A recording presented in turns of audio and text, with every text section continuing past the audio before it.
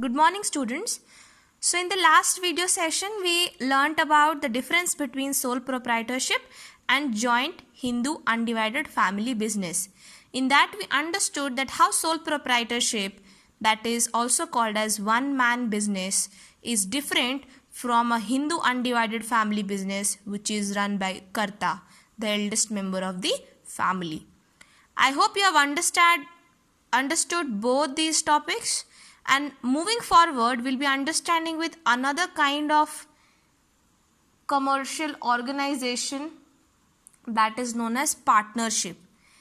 As the word itself means partner, it has the word called partner. Partner means it will include people more than one. If it is people more than one, it could either be 2, it could either be 3, it could either be 4, it could either be 20.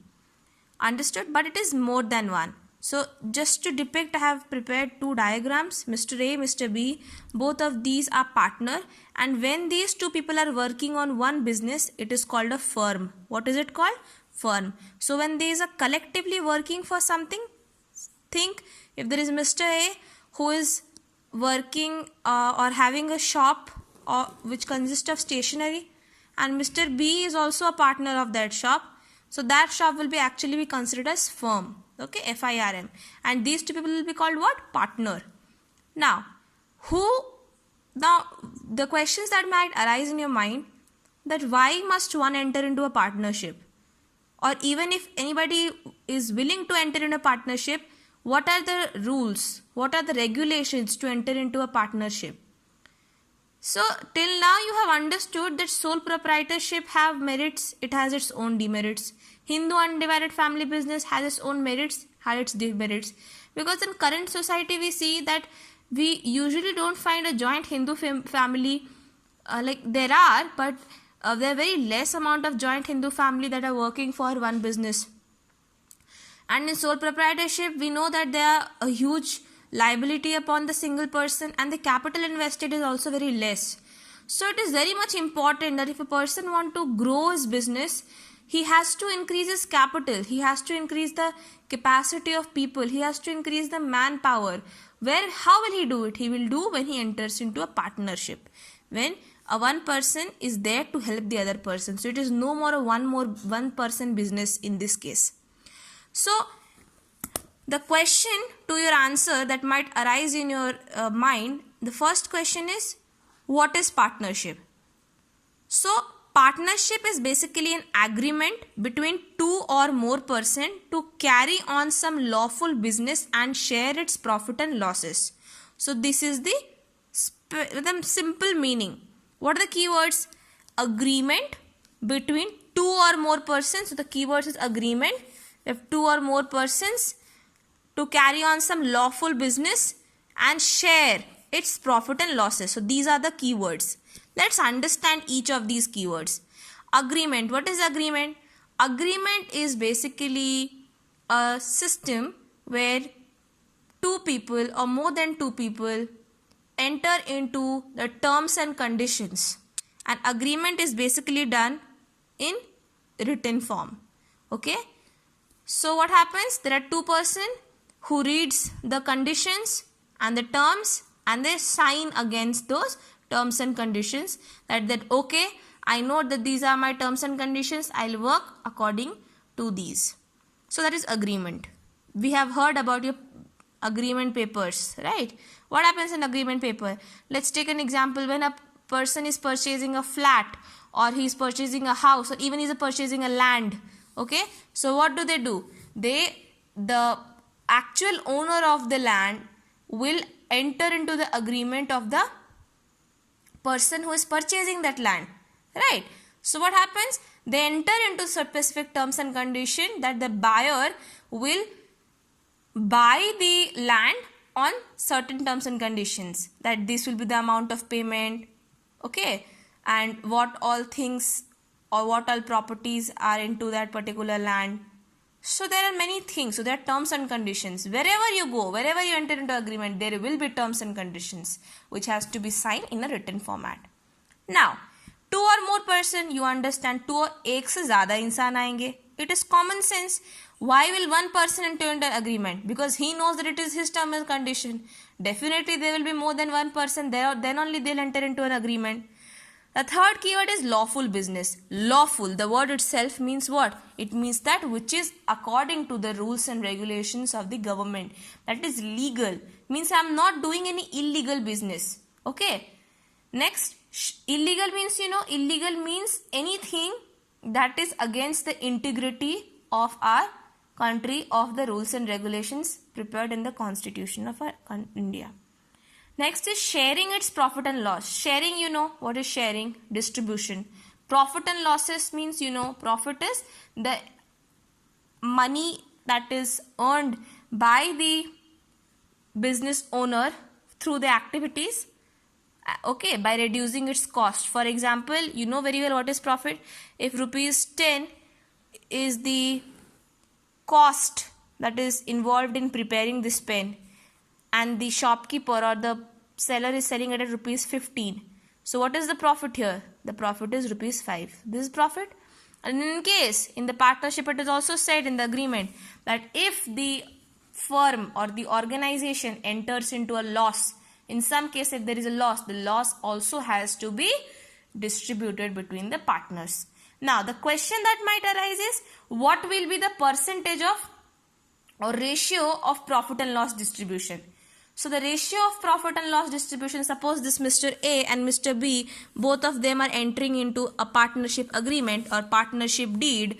What happens? They have terms and conditions in which they say that in case there might be conditions like whatever the profit occurs in a month or in a quarter or in a year, the profit will be distributed into 50-50%. That is, A will get the 50% of it and B will get 50% of it.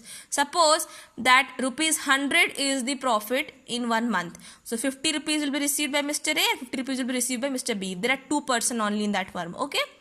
But there are also conditions. It is not necessary that both the partner has to agree on 50% profit on each side. There might be conditions where it might say that, okay, Mr. A, that I'll ask, or he will be getting 60% profit and he will be getting 40% profit. So imagine if there is rupees 100 as total profit of a month. So A will get 60 rupees and B will get 40 rupees. Understood? So there are different clauses, different conditions.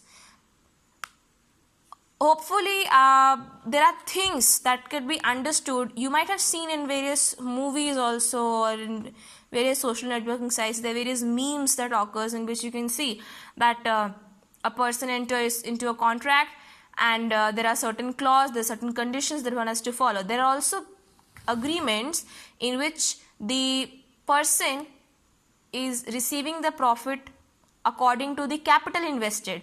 For example, just understand, I'm trying to make it simpler for you. If there is Mr. A and Mr. B and think about a situation when the organization or the business is going to start.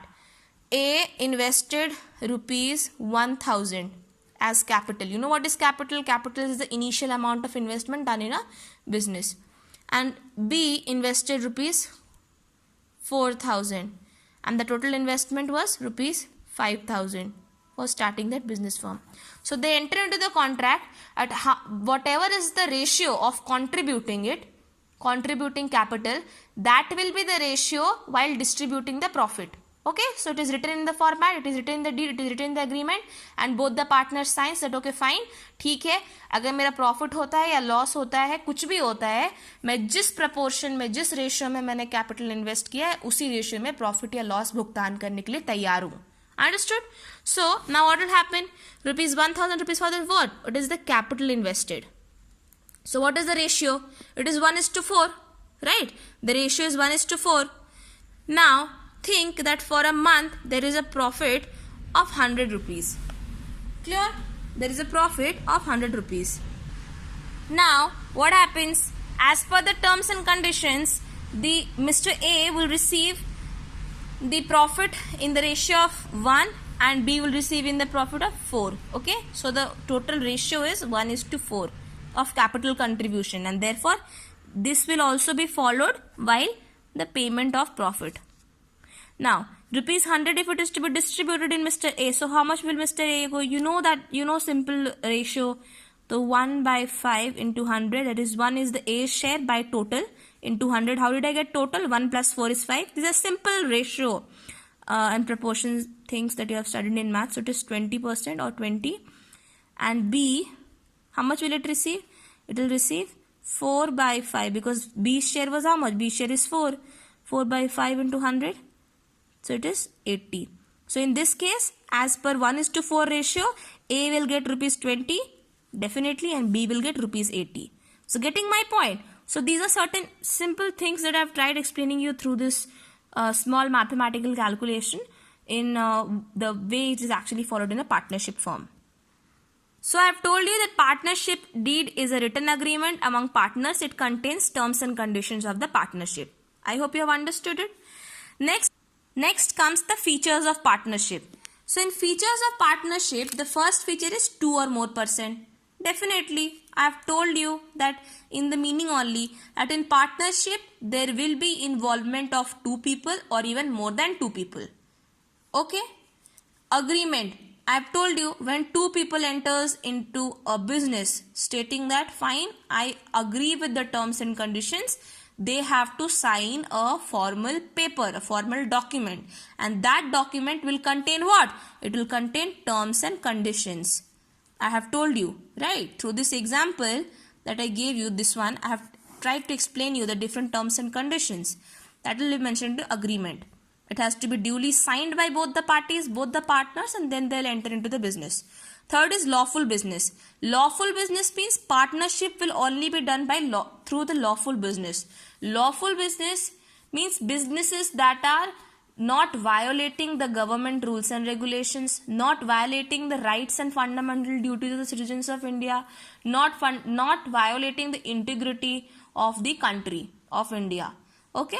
So like gambling. Now one person cannot enter into the partnership deed saying that theek hai, we'll enter into gambling. You know what is gambling, right? So that is illegal. Therefore the word lawful is very important here. Next is sharing of profit. Now if I say sharing of profit and loss, both are the features of partnership. See, every partnership agreement has different conditions. One doesn't have a same type of condition that is followed by all the partners. Okay? And the sharing of profit and loss is done accordingly. I tried to explain you. Like in this agreement, I gave you a situation that Mr. A and Mr. B has entered into the agreement that whatever percentage or proportion or ratio of capital is invested by us, in the same ratio we will be distributing the profit or loss. And the same thing is happening in this case. Right? So profit and loss means if there is a profit, then I'll handle this much amount of profit. If there is a loss, I'll handle this much amount of loss as per the ratio decided in the agreement. Next is utmost good faith. Now you know very well, when a business or anything that 2% does, there is the most important thing is belief, faith. Right? Any 2%. Like think that if you and your friend is going to organize a birthday party for another friend of yours, so you people have the belief and faith that okay, whatever activities I will do for the birthday and whatever activity you will be doing for celebrating our friend's birthday, both will be done through utmost belief, utmost good faith. Right? So you have faith. If you do not have faith, the birthday party will not be a success. People will not be able to celebrate the birthday party successfully. So it happens in business organization only. Also, if there is 2% who is running a stationery shop, if both these people are not having faith among each other, not having belief among each other, if they're feeling ki acha, if there is a profit of rupees 100, he will not tell me and he will take 100 rupees in his pocket. So partnership firm will never be able to grow. It will spoil itself because you need to have faith among each other. If there is a profit of 100 rupees, it has to be disclosed to the other partner. All these things are written in the terms and conditions that are signed between the partners as per the Partnership Act. The next is mutual agency. Again, mutual means what? Mutual means understanding between the 2 people are same. Okay, so they are likewise to each other. It is same. They know that whatever will be done by one partner, it has to be informed to the other partner, and whatever will be the consequences of that activity, both has to share it.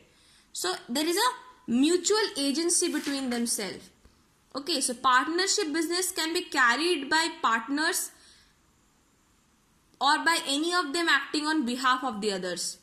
In other words, every partner is an implied agent of the other partners of the firm. Each partner is liable for acts performed by other partners. What I mean to say is, suppose if there are 2 or 3 people into a partnership business, and if one person has done something wrong,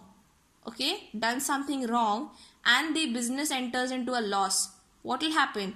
The other partners has also to share the loss. That time they cannot say that because of you we entered into a loss, so we will not pay or we will not take up the risk of that loss. No, they cannot do it.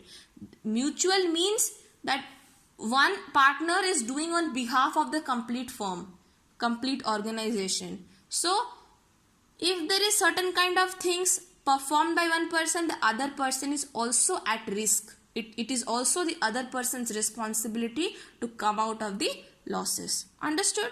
So these are certain features that we have understood today, and the homework for you is write down what do you mean by partnership. Question number 2, explain 5 features of partnership. Again, I am telling explain means you have to write the subheadings and you have to explain it in your own words. Please mark the keywords that I have told you. I hope you have understood this small little calculation of understanding how the contracts work. It is not necessary that always the ratio has to be distributed into 1:4. It depends from terms to terms, from agreement to agreement, from deeds to deeds. Okay. But in case if you have any query, you have the WhatsApp number, call on it and clear your doubts. Thank you.